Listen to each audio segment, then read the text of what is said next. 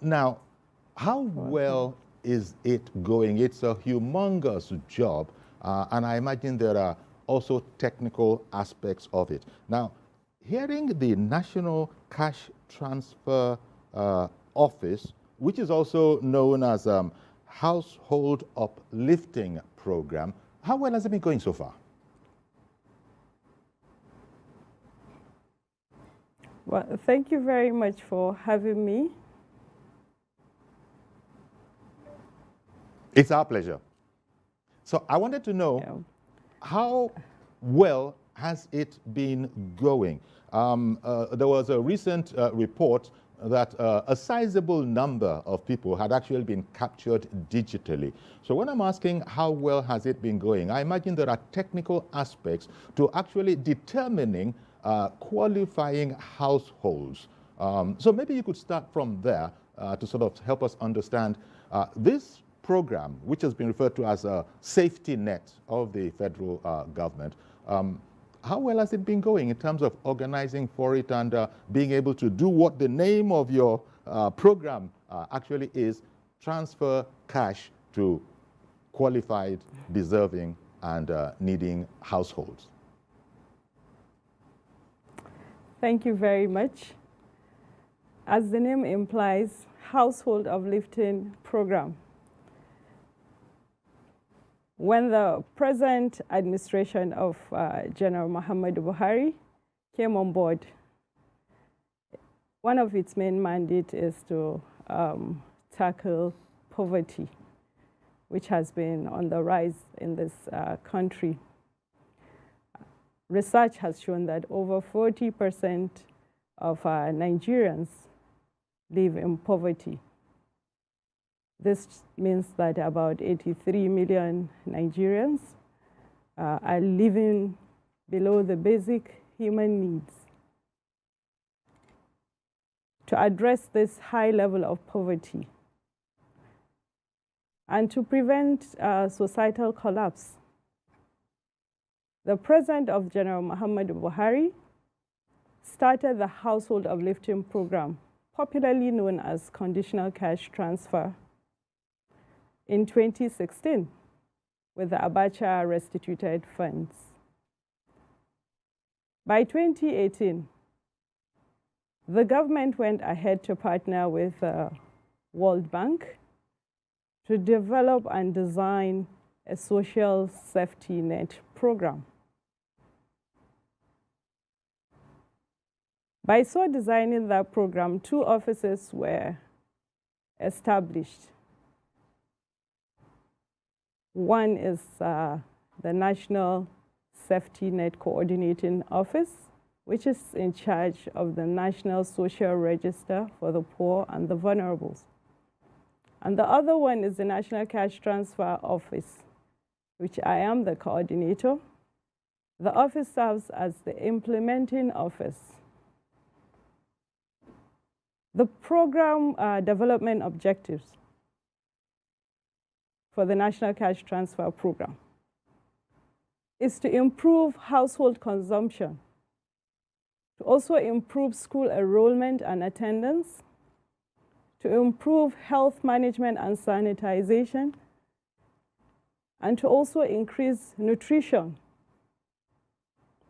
amongst the poorest of the poor and the most vulnerable.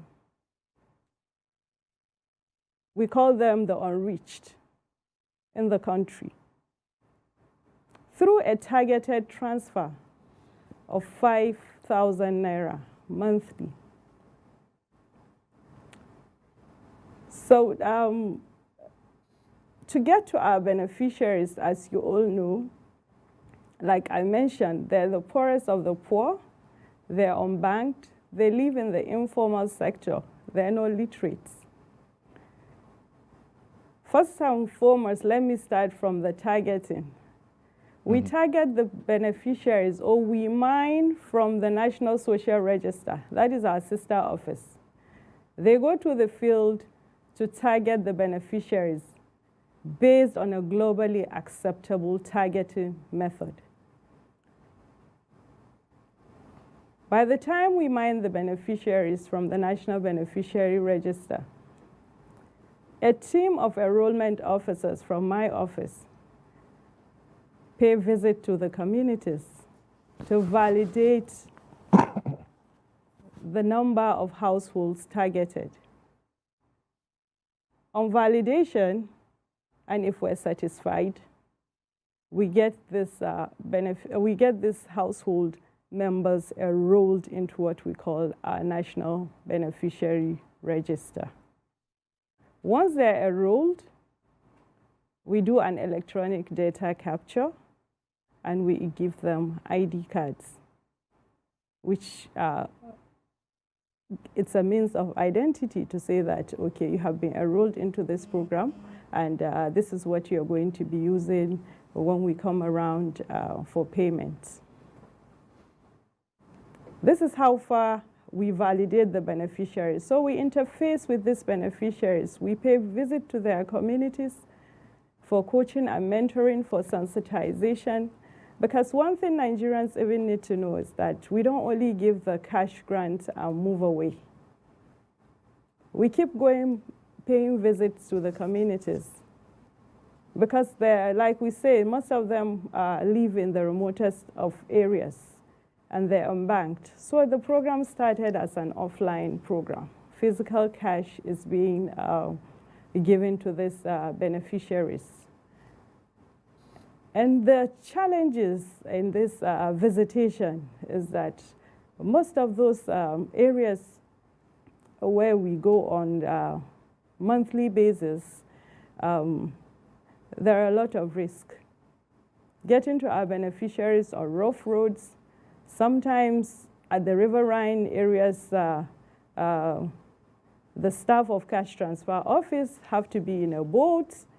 They can't even come back on the same day. They end up sleeping in villages, and a lot of risk. We have lost a number of good humanitarian workers during these exercises.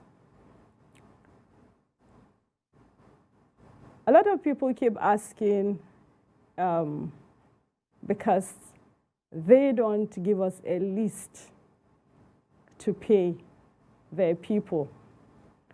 This is one very unique program that the country has never had. All our beneficiaries are not related to anyone. They are not related to the president. They are not related to the minister herself. They are not related to myself. They're just beneficiaries that are Nigerians. They were targeted as being the poorest of the poor and the most vulnerable. That's the beauty of this program. You don't have to know anybody to qualify.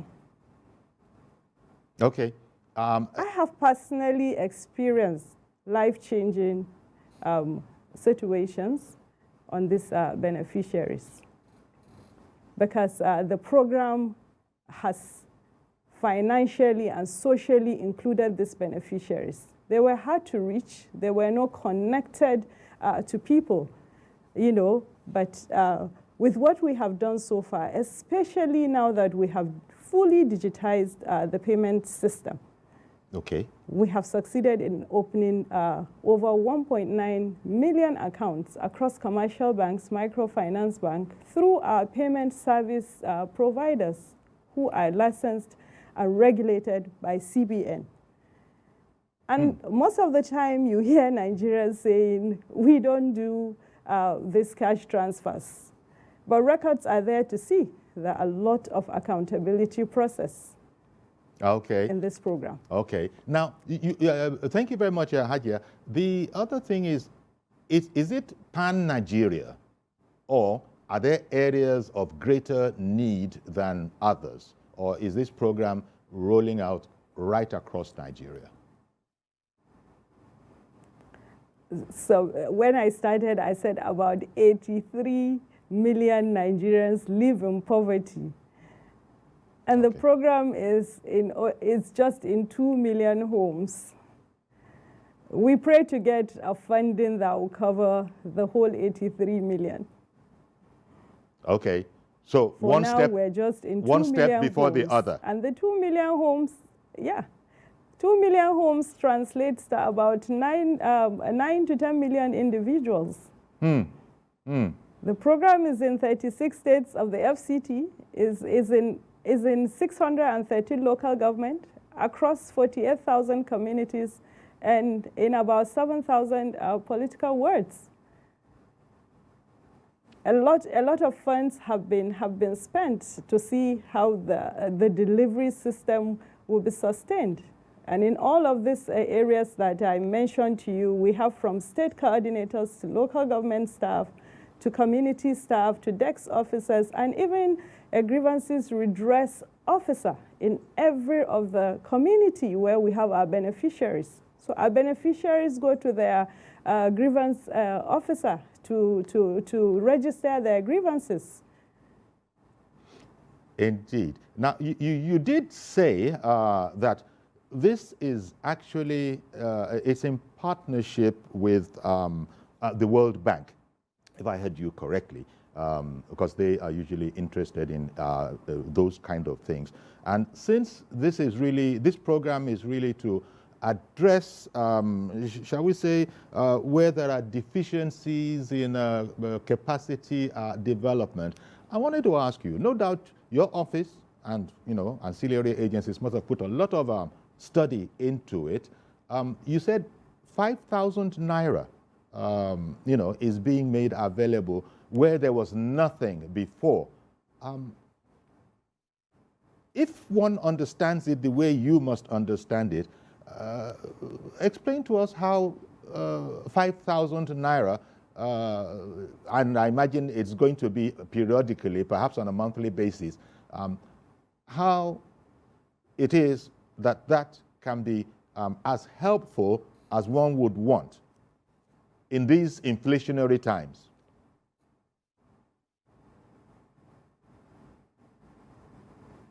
Yeah, so I really love answering that question because most of the time we get challenged by people saying, you're giving out 5,000 naira. What will 5,000 do to someone? How come 5,000 naira lift someone out of poverty? And my responses to those people, like I always say, is that's why you are not a beneficiary, because you don't even look at 5 naira as money. So like I told you, we're targeting the poorest of the poor and the most vulnerable in the remotest of communities.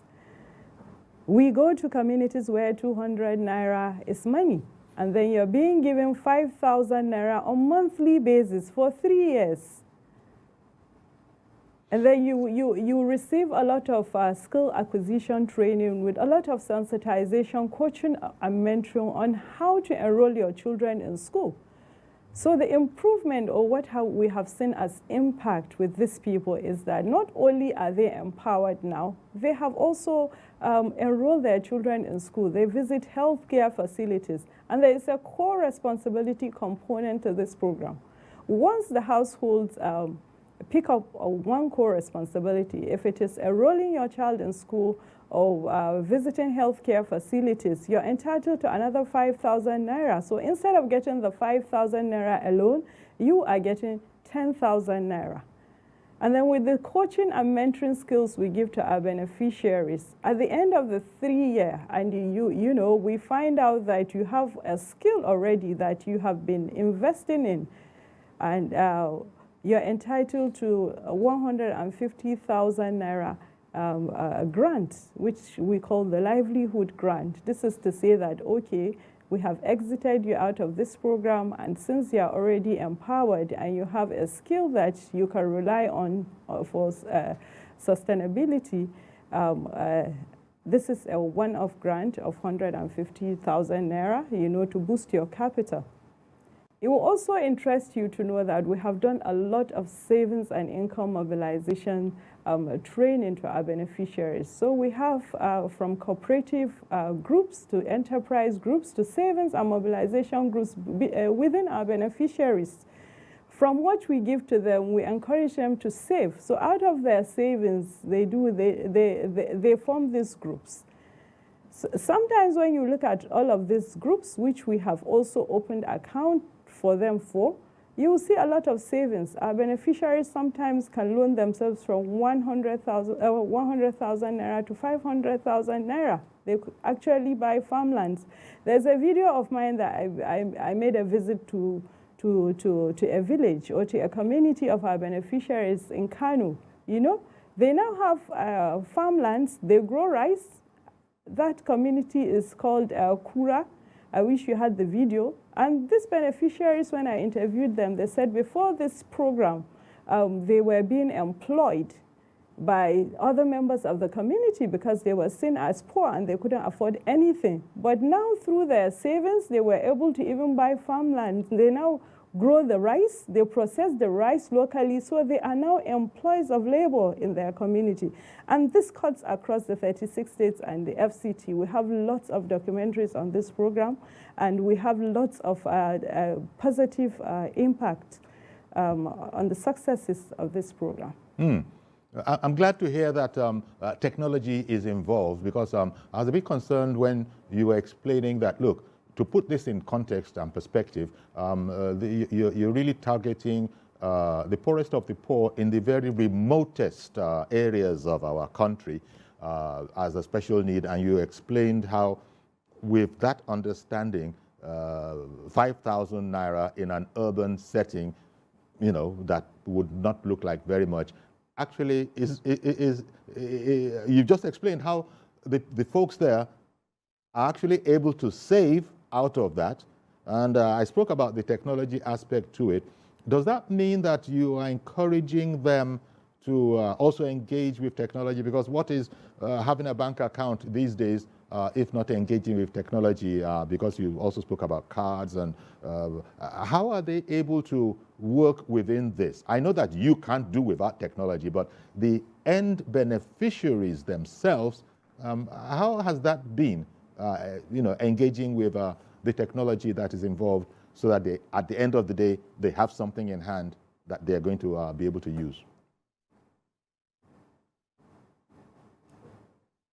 So to make accountability process transparent and to financially include our beneficiaries for other future interventions, not only restricted them to the National Social Safety Net program, we hope it will be an ongoing inclusion on our beneficiaries. That is why we fully digitized the program.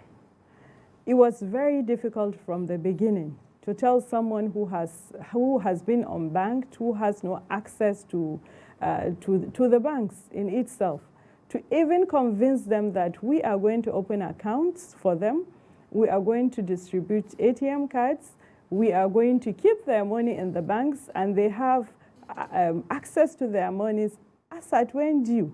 It was very difficult, and a lot of financial literacy has been put in place. And you know, the kind of financial literacy training you give to these beneficiaries is not like the one you and I will understand. So we have to even, going through the digitization, we had to improvise means of teaching them all of this. Sometimes we make posters, we distribute flyers, we visit their community heads, they translate the training in the language they understand the most.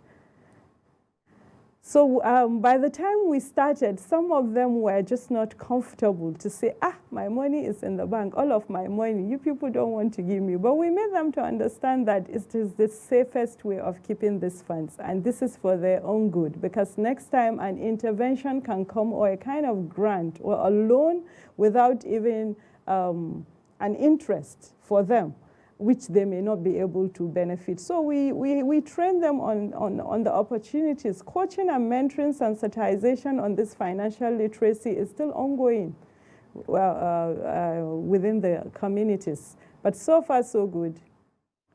They're catching up, or most of them, the speed at which they caught up is amazing. Okay, then. Sorry that I chuckled, Hajiya, because when you use the expression "so far, so good," my mind just went to Kole Baje. But no, I'm sorry about that. Oh. Now, you know, thank you. I'm sort of trying, I'm getting it a bit better.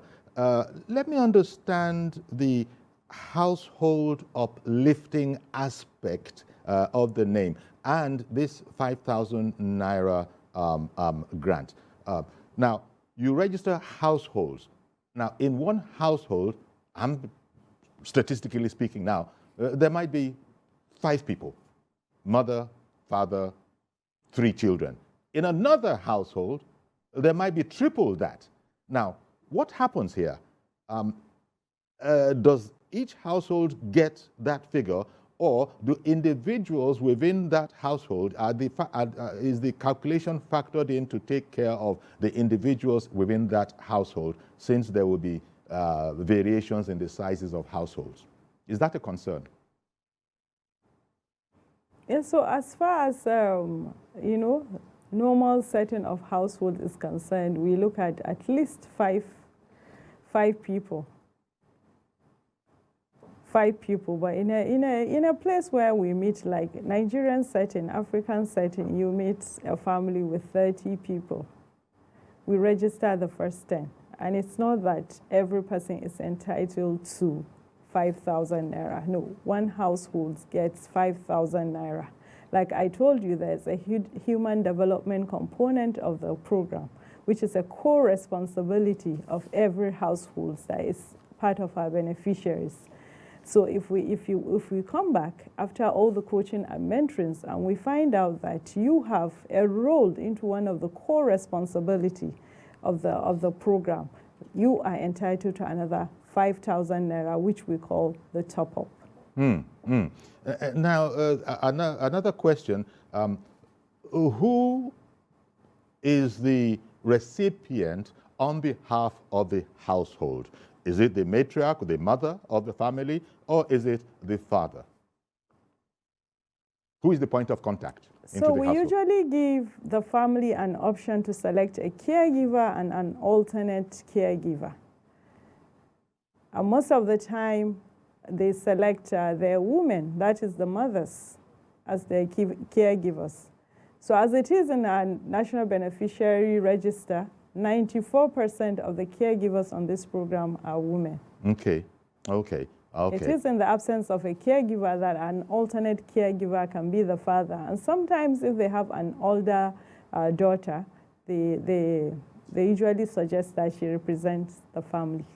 Okay, so this program is run, from what you're saying, the way I'm getting it, in conjunction with consultations with the people themselves. I mean, you come along with all the science and all the knowledge and all the research, but it seems to me that you also engage with them so that it's a program with them, as opposed to a program that they can't feel a part of and probably think that they don't own. Is there any sense to that?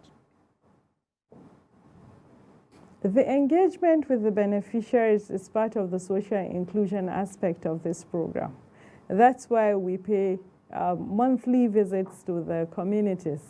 We interface, we engage them in a lot of activities, because you see, with an interaction, a face-to-face interaction, there is more results than any kind of interaction.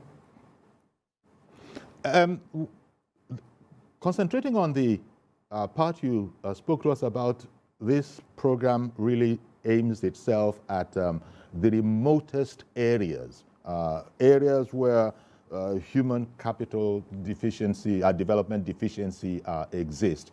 And then you said that some of the successes of it is that people are now able to access perhaps facilities, services that they hadn't been able to access before, such as banking, for example, and that kind of a thing. Those facilities are not usually available in the very remotest areas. Correct me if I'm wrong. So there's a sense in which, as a result of this program of yours, the household uplifting program, are you sort of introducing them a bit more to the more urban areas where these facilities are more plentiful? Schools, for instance, hospitals, or clinics?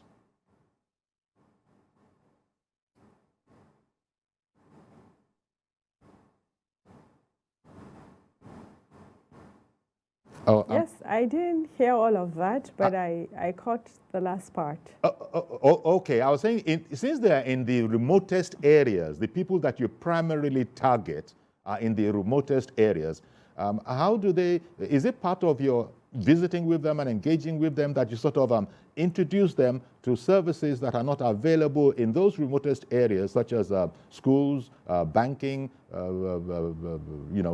healthcare, and those kind of things that are going to be of benefit to them? Exactly.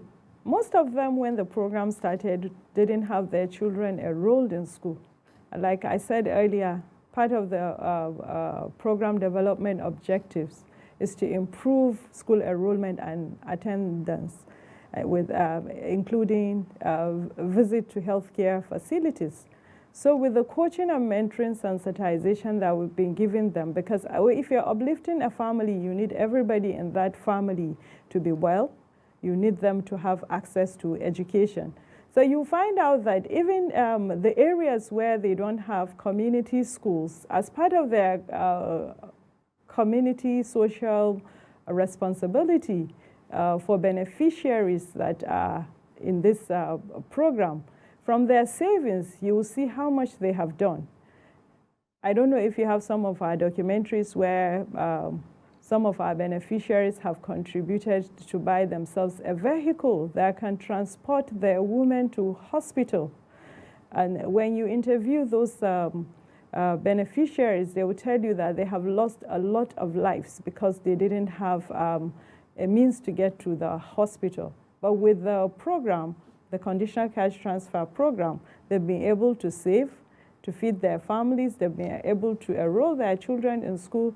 They now visit healthcare centers. A lot of them even take care of their community health centers with their savings. When you visit some communities, they drag you to see what they have done as part of their corporate social responsibility. You see that they've painted their community hospitals. They have bought a lot of things that are absent in that hospital just to make life better. In fact, by the time you're interacting with our beneficiaries now, you would definitely know that it wasn't the way we met them before. And this is they have been socially and financially included. Indeed. And this is coming from what to a lot of people might seem an extremely modest contribution of 5,000 naira per household. This is all coming from all of that. Hajiya, there are three components, because this does need a bit, some sort of understanding. And I think, even if I say so, you've been quite clear to help us understand it. There are three components, is what our research says, going by even data on your website. Maybe you can help us, understand those three components to it. One is base cash transfer. Two is top-up based on state-selected conditions. And three is livelihood support. And could you help us understand those? Sound a bit like technical terms, but base cash transfer. What is that? So the base cash transfer is the 5,000 monthly grant which everybody in the National Beneficiary Register, every beneficiary is entitled to. And you've explained that the beneficiary doesn't mean that if there are 17 people in a household, it is 5,000 times 17 places. No, you've explained that. It doesn't work like that. In fact, you count statistically at 5. Yes. But and even then the top-up. Yes. Please continue. The top-up is the second component of the program, which I said is we call the human capital development component, which I said a household has to pick a core responsibility that they will be doing. That is like enrolling their children in school or finding a healthcare to be visiting. So in our periodic visits, when we find out that such households have enrolled their children in school, we follow up with the school to see the school attendance from the register, because we don't just stop at there. That's why I said a lot of interfacing and interaction with the beneficiaries have made them to socially connect, to us and to a bigger society at large. So when we find out that there is improvement in school enrollment and attendance in one of the households, you are entitled to another 5,000 naira, which we call the top-up. That's the second component. So not every household is entitled to the second component unless you take up a core responsibility. And then the livelihood support. Yes, the livelihood component of the program is what a household is entitled to. So the tenure, I would say, or the lifespan of the program is 3 years. So if at the end of the 3 years of a befitting households, we find out that out of the skills acquisition training we have been given to the beneficiaries, a household member of the beneficiary has taken up into skills, then at exit you are entitled to 150,000 naira grant as a household. This is to say that this is a capital to boost your business and to make you be able to stand on your own since we're exiting you out of the program. And you've explained that they've put it to such good use. These are some of these facilities and grants that they're actually able to, in some cases, buy vehicles which are going to be, I mean, things as gigantic as that, putting it in the context of a 5,000 naira seed program. And as you said, at a certain time, it's possible to get even up to 150,000. So this much has been done. Now, Hajiya, I want us to talk about, at the beginning, this program, this laudable program. You said that, unfortunately, you've lost people, staff members, trying to execute this program because of the terrain or because of what? Because of the conditions under which people have to work to make this program workable, quite frankly. Yes, it's part of the working conditions because we have to get to the beneficiaries. So sometimes when we get to those remote locations, you know, someone gets sick or they're traveling by road, we may have accident or something like that, and we get to lose lives. Okay. So it's hard going, but nevertheless, this is a thing that your office and some Nigerians in there are sort of strenuously committed to, that it must continue. But you said it's you said it's 3 years in the first instance, this particular initiative. Is it in the first instance or is it a one-off? Can you come again? I didn't hear that. The duration of the of this program you said it was 3 years. The National Cash Transfer Office, also known as the Household Uplifting Program, it's for a duration of 3 years? No, the length at which a beneficiary will be benefiting from this program is 3 years. I see. The program continues, but yes, having... So the program continues. Okay, but if you've benefited for up to 3 years, then you have to go to somebody else. You'll be exited, and other households will be enrolled. Indeed. Well, you know, thank you very much, Hajiya Halima Shehu. Is there something else that perhaps I haven't asked that you think it's going to be useful to give perspective to our viewers that they need to know that you would like to add? I like to mention the accountability process. To some extent, a lot of people think we're not doing this work, or we pay what we can pay, and Nigerians keep asking, where does the money go? So for their understanding, this whole funds of Abacha restituted funds and the World Bank funds that are being used to fund these programs are domiciled with CBN. We have an account in CBN. And then we have procured payment service providers regulated and licensed by CBN to deliver this payment to the last mile, to our beneficiaries.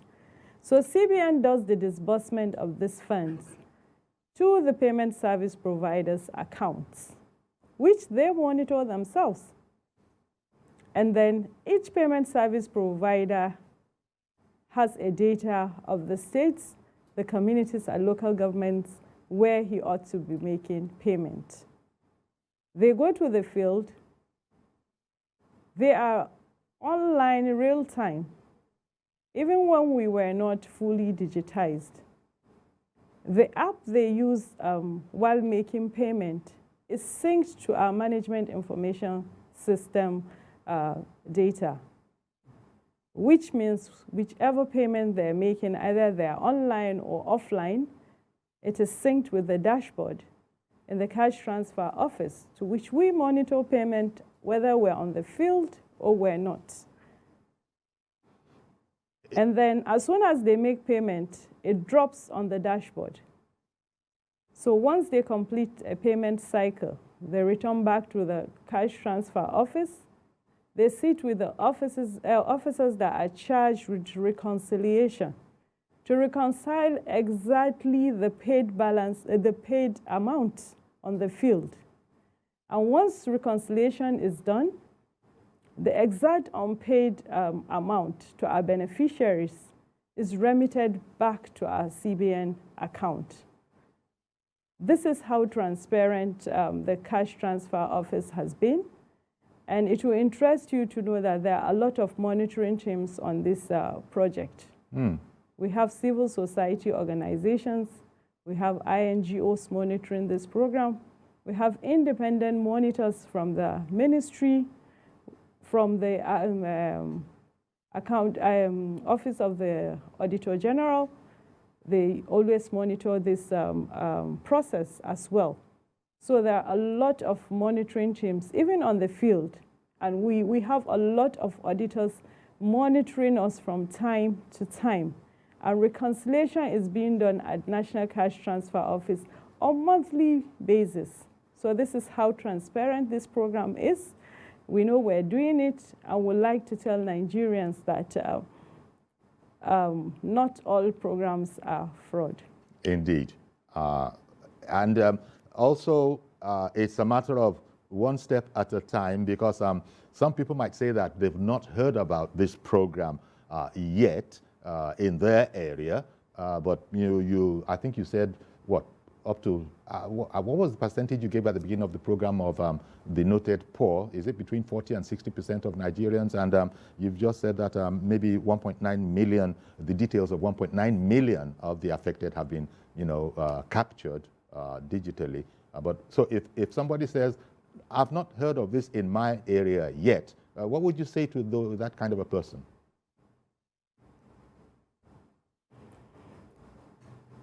I have come to understand with Nigerians that anything they can't influence means it's not happening. Because a program of this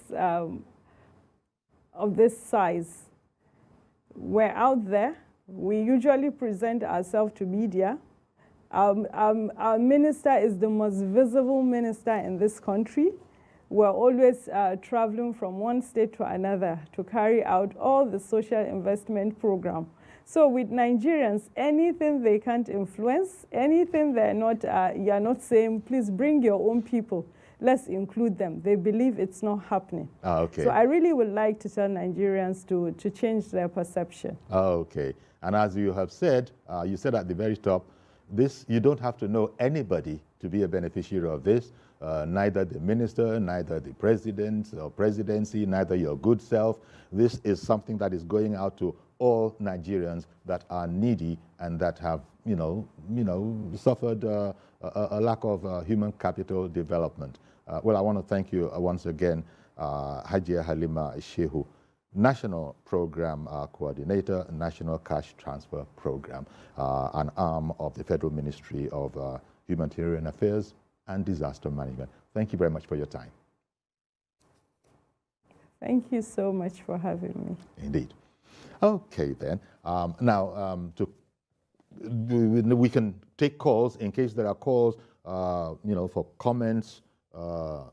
She won't be able to respond to questions, as you can understand, but what people feel about this initiative. She explained how it's 5,000 naira, and she also said that will go on for about 3 years, after which those beneficiaries, hopefully, there would have been some sort of a critical mass, and so other people will come in, so you won't be able to benefit at that 5,000 naira a pop for more than 3 years. But she explained how, it really is helping the people. I have someone in from Akwa Ibom. Is it Major in Akwa Ibom? Yes, Major Ubon, calling from Seribum in Akwa Ibom State. Good morning to you. Please go ahead. What was your comment? All right. Thank you very much, Uncle Jerry. Yes, sir. My comment is that I want to ask your guest, and please, what is the statistics that is being used to get? Can you hear me? Yes, we can hear you. All right. What is the statistics that is being used? Because it's like the people that are mostly, participate or gain much on this program is the people from the northern side. Then secondly, what is the mode of what is the mode that is using to get this? Because I think this thing will even be paraphrased from poverty to more poorest of the poor. Because like now, what is the mode? Like I remember once when this kind of program came, they wanted to give fertilizers to the farmers in the village, but it was that thing changed to be a political a kind of empowerment. They use the village aid or the chairman, in which they include the names of those that they love, or all those things. So I want to know the mode. And finally, please, it's the same ministry that gave during when the student was in the house, they said a kind of palliative to school children when they were in the house. I won't still a ministry. Thank you for having me. I'm Major Oba. I'm calling from Seribum in Akwa Ibom State. Thank you very much. Those pictures, by the way, you were watching as Major was speaking, are actually from Bayelsa State, for example.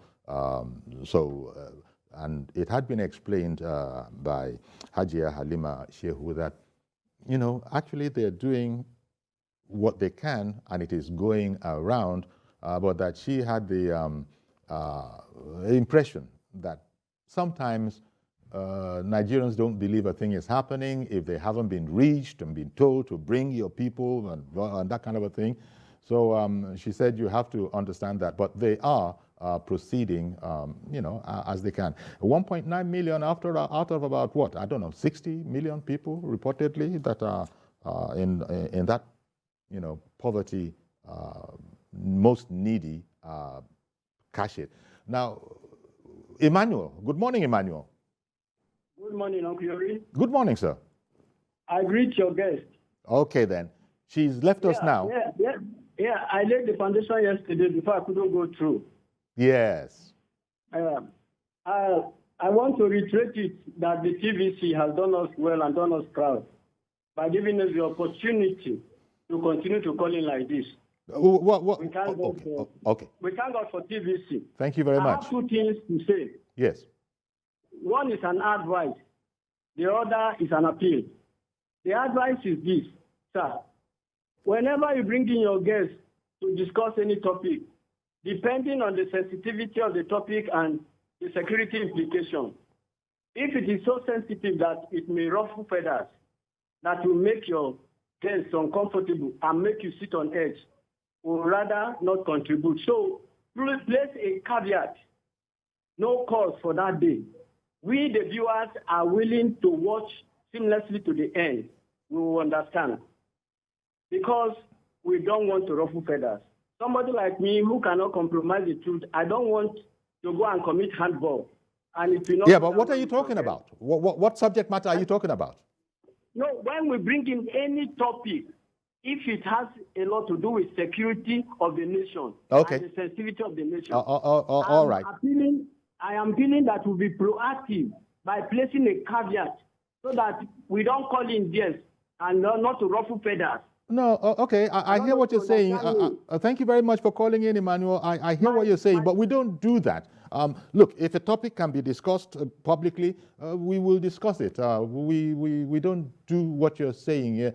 There are a number of factors, but I appreciate the comment that you are making, but we don't prevent inclusion of our viewers' opinions. We don't. It might coincidentally happen that there are technical issues, but not that we intentionally go out and say, we don't want people to comment on this. But I hear you. Thank you very much for contributing, Emmanuel. As always, we deeply appreciate you, as we do all our other callers. In fact, we're going to have to leave it here, learning a bit about reducing poverty through conditional cash transfer. It's a technical term, as it was explained to her, because it's also known as the Household Uplifting Program. That's our program today. Please join us tomorrow for a fresh edition. I am Yori Folane. Bye-bye for now.